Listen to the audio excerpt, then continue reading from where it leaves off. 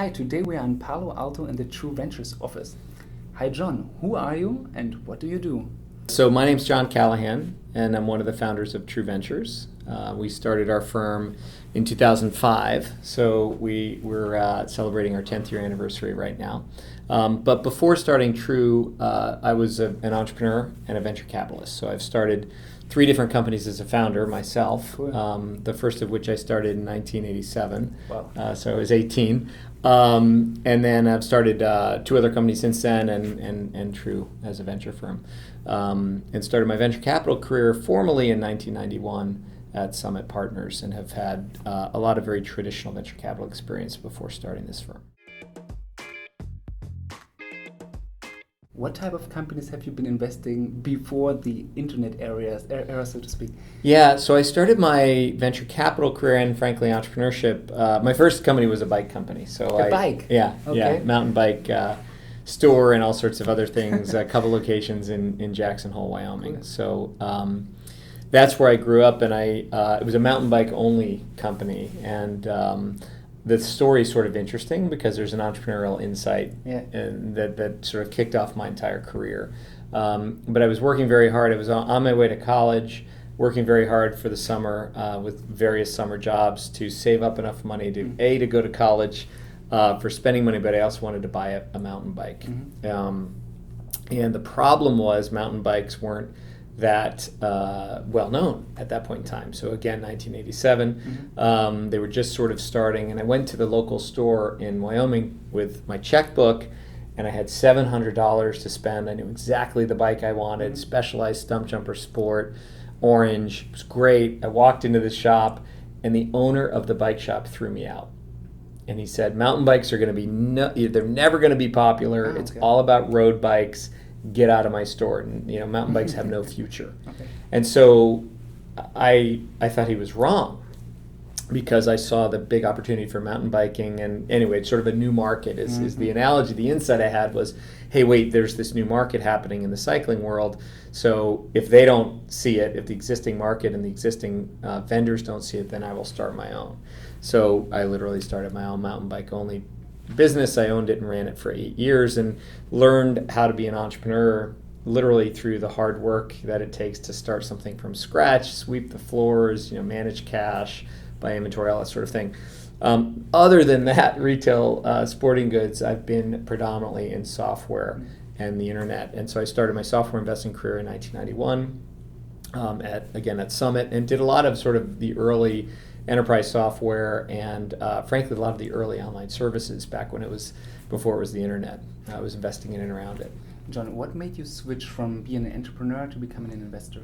I've stayed an entrepreneur throughout. So I've been lucky enough to be around lots of great companies and been a part of starting lots of great companies. And that's frankly, in my view, as a venture capitalist, as an early stage venture capitalist, that's the part you've just got to love. Yeah. You've got to love the entrepreneur. You've got to love the team challenge and the people part of the vision of the entrepreneur. And you've got to love that it's someone who sees a better world and is finding a way to make that world, is kind of finding a way to get on that path and build something truly remarkable. And so what I do today as a venture capitalist is extraordinarily entrepreneurial.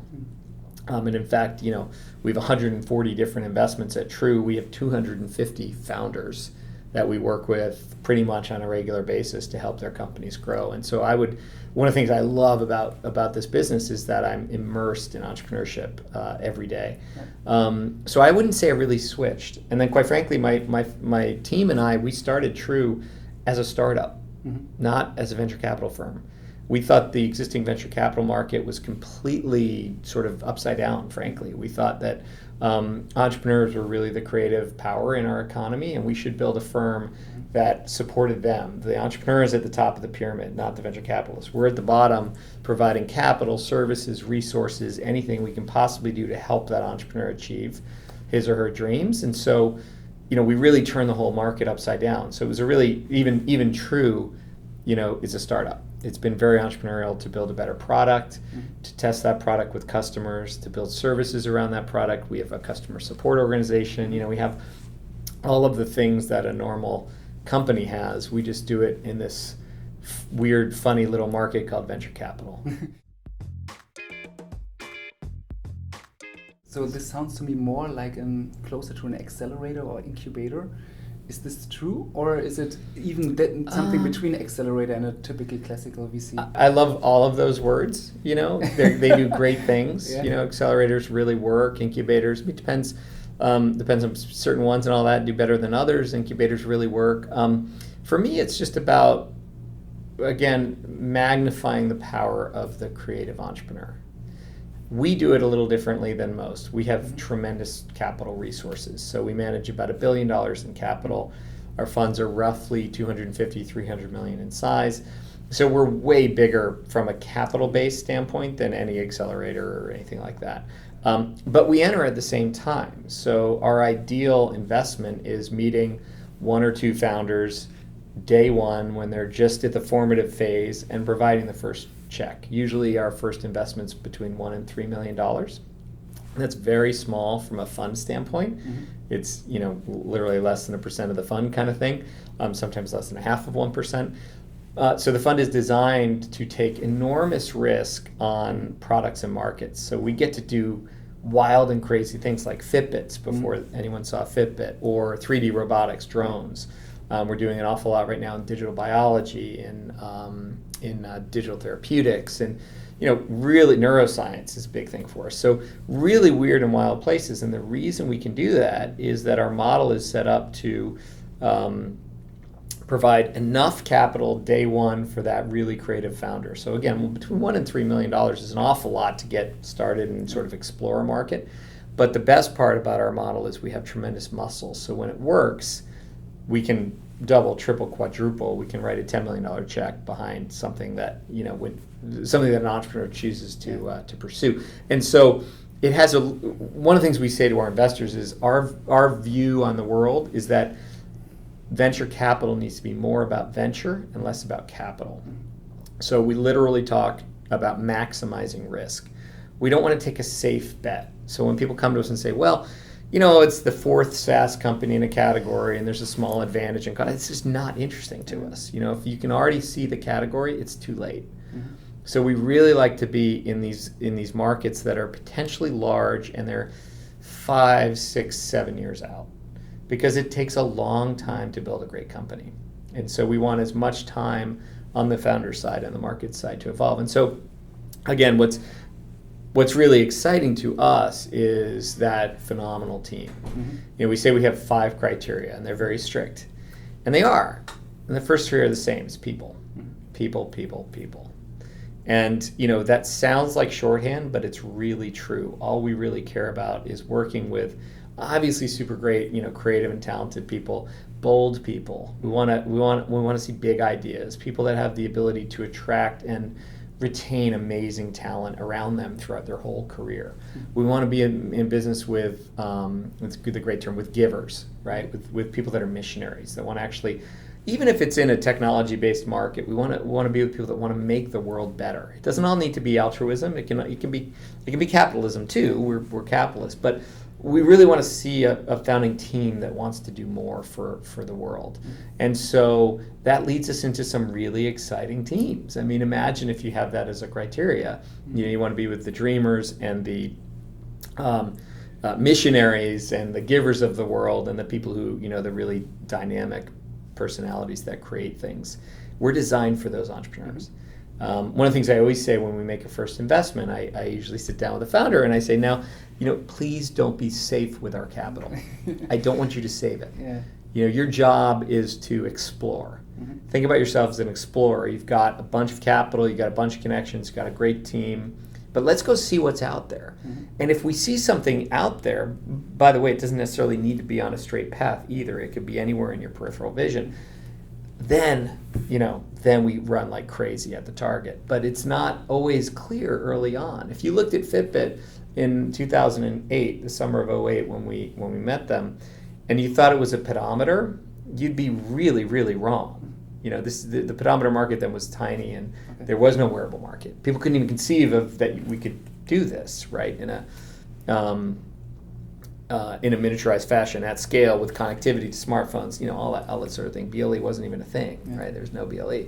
So, but now, of course, we understand that these markets are significantly larger. They're much more horizontal than we ever thought, and they're also deeper, right? For the first time in history, the vast majority of our startups have customer numbers that are in the millions, sometimes billions, right? First time in history.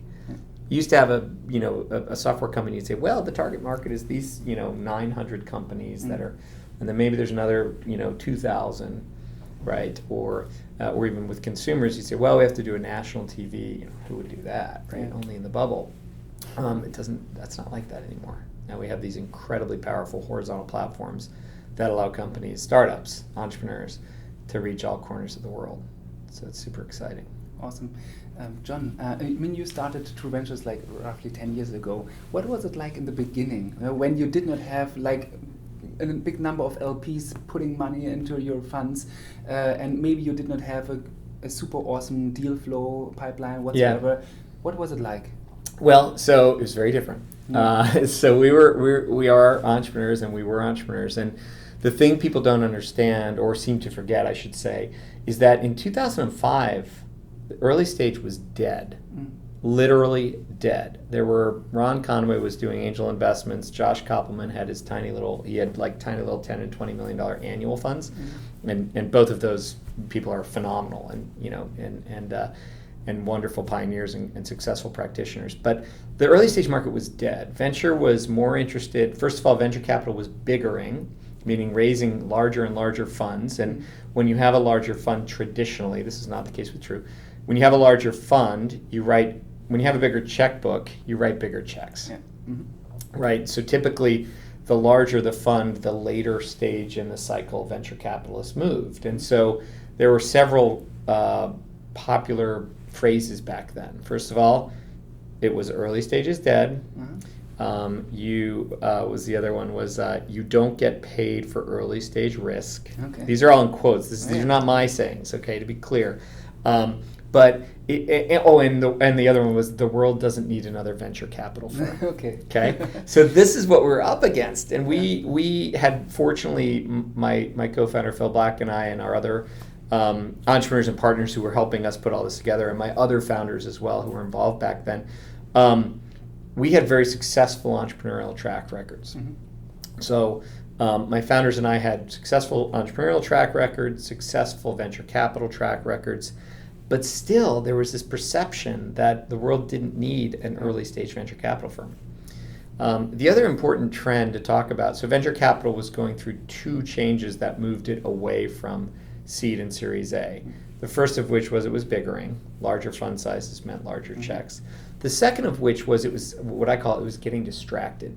So in the early 2000s, venture capital was getting distracted. You had China funds, India funds, you had clean techs. There was a group that did a pandemic fund. You had all these specialty funds that were in anything other than core early stage technology.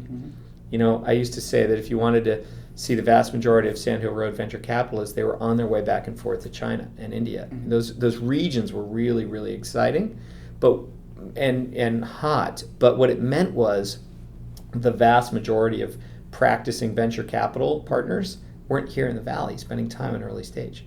It was very desolate. It was a ghost land. And that's the opportunity. That's what we saw. So we saw, wait a second, venture capital is moving away from its core. The Valley is still really innovative. And guess what? Because we were entrepreneurs and close to the ecosystem, my partner Tony Schneider started a company called Oddpost, which was one of the first, and he sold it to Yahoo. It was one of the first DHTML apps built, right? So we saw Ajax, DHTML start to come out, and we also saw that the API infrastructures were being broken apart. So Yahoo in those years offered their APIs to people. Google offered APIs to people. Amazon was starting. All of a sudden you could de-chunk big parts of technology and reassemble them. And in those years, a term we don't use anymore, they're called mashups.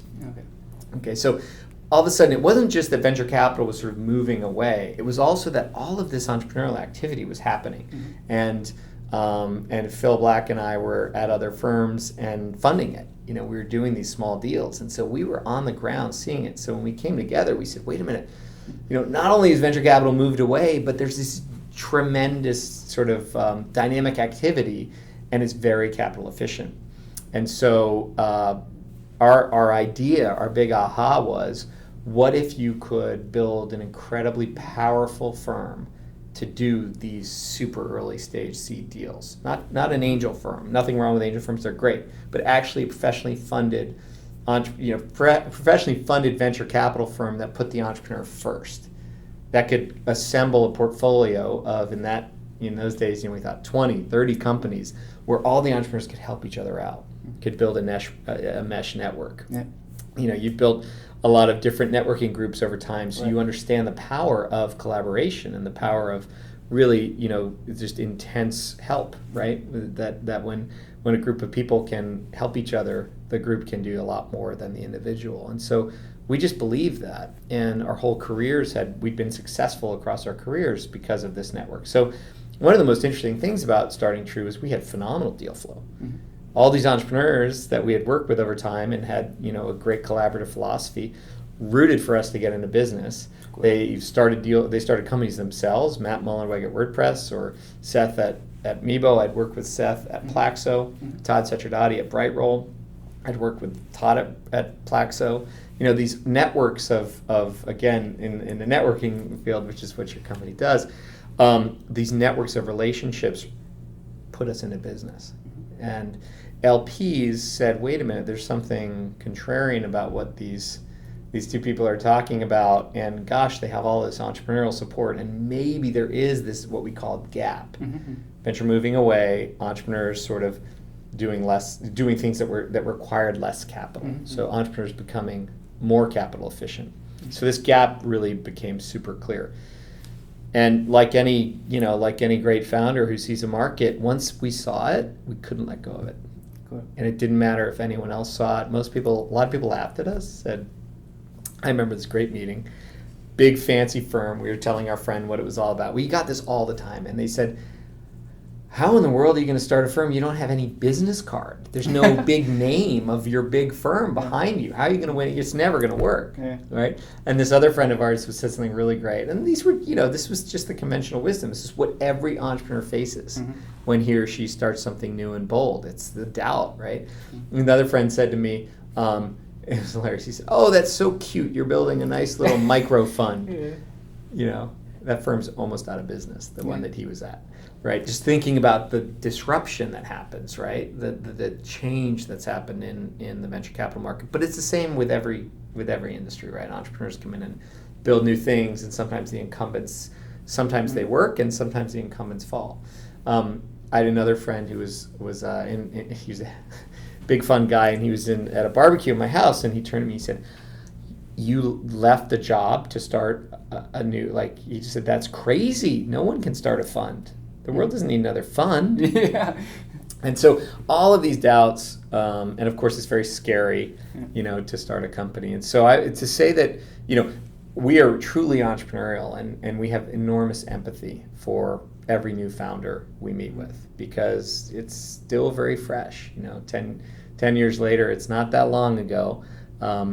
A few weeks ago, or a week ago, we had a nice dinner that was the 10th year to the day of when we signed the incorporation documents, when Phil and I signed them at a local restaurant here, in a 5-minute meeting. We got to get this thing signed, right? Very scrappy. But the other night I pulled out our founding documents, our first executive summary that was written sometime in, roughly 10 years ago, the fall of 2005.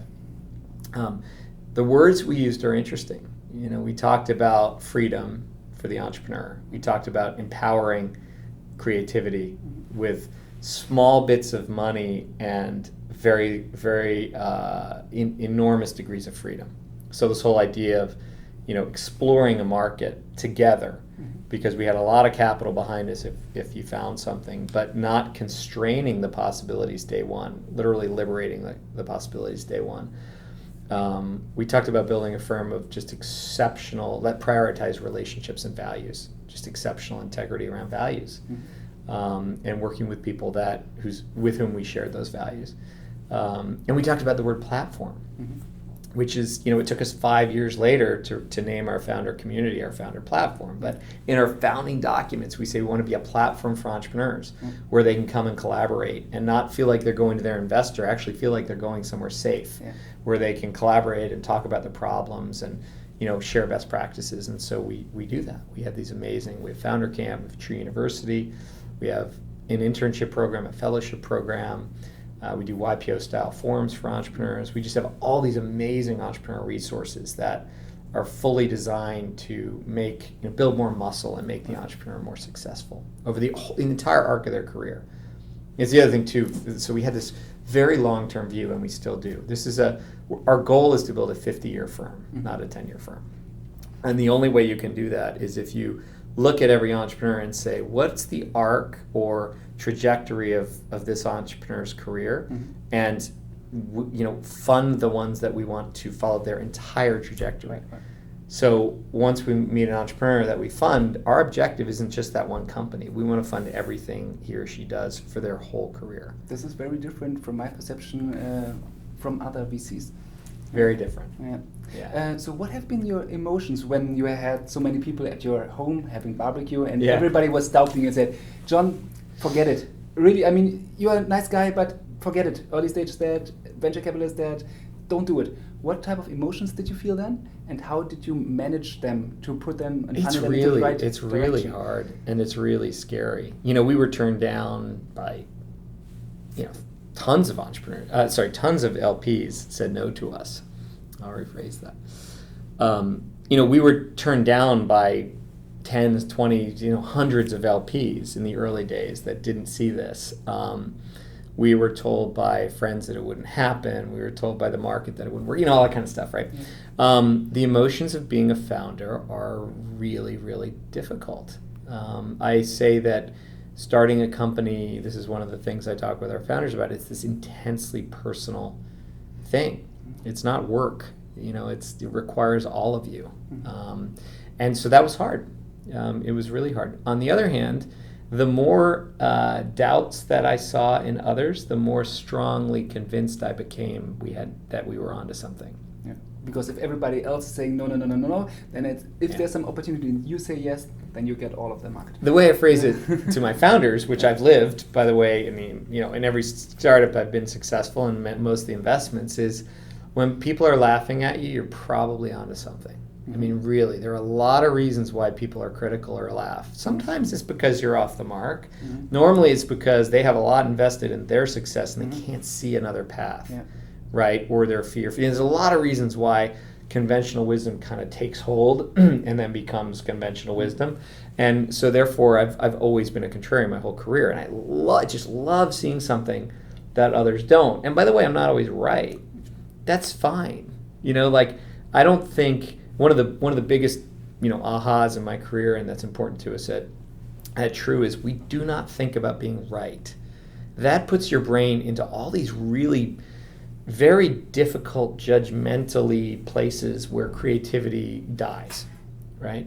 Creativity flourishes when you have sort of freedom of expression, freedom of degrees, and you can think about the possibilities, right? So there are requirements to being massively creative. The first of which is the stakes are sort of low from a dollar standpoint. What I mean by that is, so when all my friends were and all the people were saying it's never going to work, I thought, well, if I fail, there's always something else. Right, I mean, we're very fortunate in this day and age to have all sorts of options, all kinds of options. It doesn't necessarily need to be in Silicon Valley. There's lots of ways I could find something to do and be constructive. But what if I didn't try? I couldn't sleep at night thinking that I wouldn't try. That was the part that, if there was one thing that completely freaked me out as a founder, it was not trying this. Right. That literally, people say, well, what kept you up at night? Well, first of all, everything keeps you up at night, everything. But the one thing that was literally terrifying was if I ended up later in my career and I never gave it a shot. That I couldn't live with. And most of the founders I work with, that's what it's all about. They have this burning sensation to start this thing or build this thing or make the impact they see so clearly.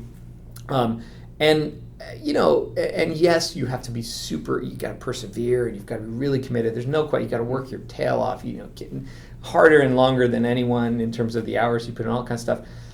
But there's also this realization that, if this doesn't work, there are other things out there. It's, like there's sort of this global picture, which is to say, the world's a very exciting place right now and a very needy place for solutions. Like, there's an awful lot we could do here together. So, I think liberating your mind, if you get locked into, I have to, I can't, all these, then you start losing the bigger picture. So we tend to continue, even today, we don't focus on being right on an initial investment. That's not even relevant. We focus on the proper ingredients, is the entrepreneur committed, and is there this crazy potential for a market? Is there some technology that we could, that kind of thing. And it's very rigorous analysis. I'm not suggesting that it's easy. It's not easy, but it's different. It's not judging, it's more exploring. There's a subtlety there. You touched very briefly on some of the criteria that you are using for the investment. One of them was doing some really crazy stuff. Which nobody else does. When an entrepreneur comes to you, how do you identify or evaluate that something is really like awesome crazy? So I get into trouble with this all the time because I say there's nothing too crazy for us, and then sure enough, I'll see something, I'll say, okay, that's too crazy for us, right? But I think directionally, it's how we think. We're doing an awful lot in neuroscience right now. It's a great example, right? Where big data and, frankly, sometimes mobile technology and other types of horizontal computing platforms is meeting the absolute frontier of how we understand the brain and the power of the brain, both for, output and input, sensory and other. It's a remarkably exciting field, and so we're very excited by it. It's in one way this great next frontier of scientific understanding, but there are also enormous markets that fall out of that research and of success there, and likewise digital therapeutics, right? So on the one hand, where big data meets healing, you might say that's a computer science problem. It absolutely is, but it's also a real healthcare problem. And healthcare and pharmaceuticals in the country and the world are really broken in some fundamental ways. And could we fix that? Yeah, it's absolutely crazy to think so, but it's working and it's happening. And so we're very much at the forefront there. We love robotics, and so when I met the founders of OpenROV, they make underwater submarines and drones, and very low cost, very high performance. We got super excited. It's very hard to see. I remember that was another one where some of my closest friends and fellow entrepreneurs laughed at me. They called it my passion project, and I was like, no, you just don't see it. Like, there are enormous applications that come out of building underwater robotics, and of course, right now that's all starting to happen for the company. So you have to have vision. You have to be able to see it through the eyes of the founder, most typically, because we're not necessarily at a whiteboard saying this market, that market. We really need the protagonist of a great founding team to come to us and say, these are the three things that if they connect, wow, it could be huge. And so, same thing, we're really open. We're super open to the big ideas, and I think, and we're also, I was going to say patient, but it's more than that. We accept timing risk. Okay, so one of the things we say we want to maximize product risk. There's no product when we invest, almost always. We want to maximize market risk. There's no market. If we're doing it right, there's no market for what we're building and with the team, with a team. And we want to maximize timing risk. And this is one of the most, highly controversial aspect of this discussion, because a lot of investors will say timing risk will kill you, and it absolutely can kill you. It can also make you. If you're early in a big market and you're one of the first participants in a big market, you have the opportunity to get outstanding share. You have the opportunity to lead. Doesn't mean you always get it. Someone else can come from behind and beat you, but that risk is worth it to us. And of course, you can be too early, you can be too late. There's all sorts of things that happen. But we really embrace this notion that good things take time. I mean, I was with a team very recently, and they showed me a plan, and it was hit the market within 6 months, and 18. And I said, and it was very exciting man and woman founding team, and I said, it's a marathon. Why this? Don't sprint. Building a company and tapping into a market, and they both have these incredible incredible resumes and incredible experiences, very seasoned. And I said, this is, we all know this is a marathon, right? So I'm not interested in 18 months. What's 5 years? Tell me 7 years out, right? So again, timing risk is super important to success. And giving yourself kind of all sorts of degrees of freedom is the other thing timing does. Cool. Jon, you have so much entrepreneurial experience and experience as an investor. What have been the major learnings that you've seen over the years and which you can share with first-time entrepreneurs? Yeah, it is all about the people. There's nothing more. And so a lot of times, and I would say the same sort of another angle, another sort of perspective on that, it's all about values. Mm-hmm. So a lot of times a first-time entrepreneur, first of all, it's completely overwhelming to be a first-time entrepreneur, mm-hmm. right? And the truth of the matter is that no one has the answers, right? None of us know what to do, right? So a lot of times an entrepreneur, when they start, they'll be like, I don't know what to do, but somebody else must, and that kind of thing. And so there are a few absolutes that I would think about. The first is people and values. Don't waste time with people that don't share your values, and prioritize the relationships around you. And what I mean by that, so a lot of interesting things come out of that. So for example, if you value collaboration, which we do, and you value transparency, and you value sort of the human element and being very, very honest and present about how hard it is, you get lots of support, and the support comes in interesting ways. Of course, it's sort of like someone there to talk to about, what's upsetting you, or what's your challenge, or what's the biggest thing you're worried about, or whatever. But it's also ideas. Mm-hmm. When you talk to people about the challenge you have, and you have sort of this group around you that understands that, kind of your quest and what you're on, people will help. Mm-hmm. And if you help others, people will help. And so, it's more than just people say, it's all about the people. It's more than just, get the resume out of, this company or that company or the Google engineer and this. That's important. You have to have the right, sort of skills around you. Mm-hmm. But there are a lot of great skills.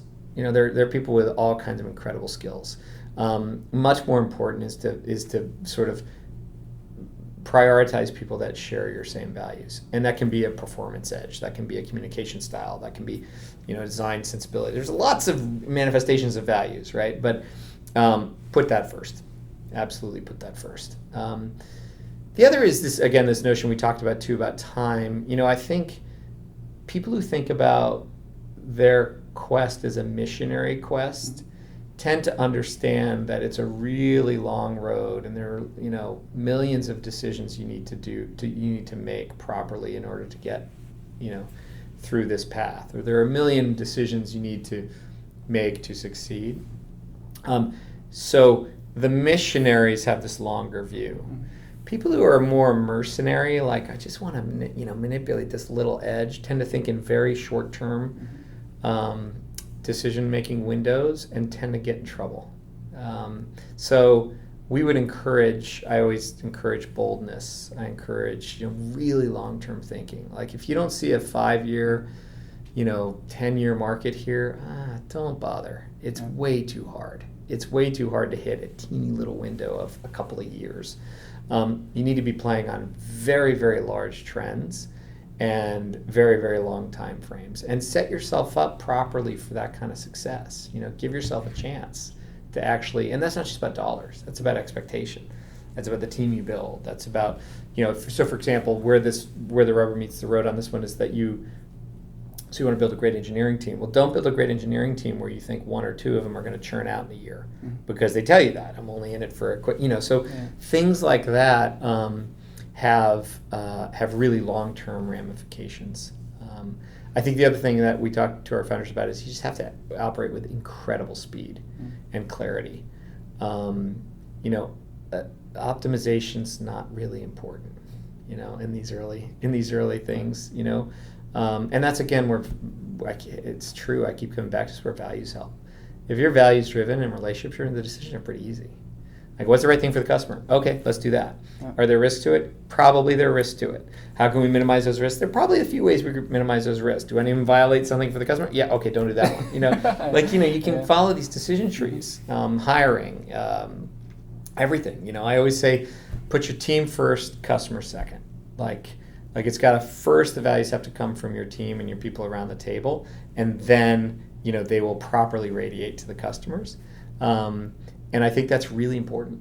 Even in remarkably successful companies where the sky's the limit, like the sky's the limit because every single day, your 500 employees know what you stand for, and every single day they're out with customers standing for that same thing. It magnifies your potential impact.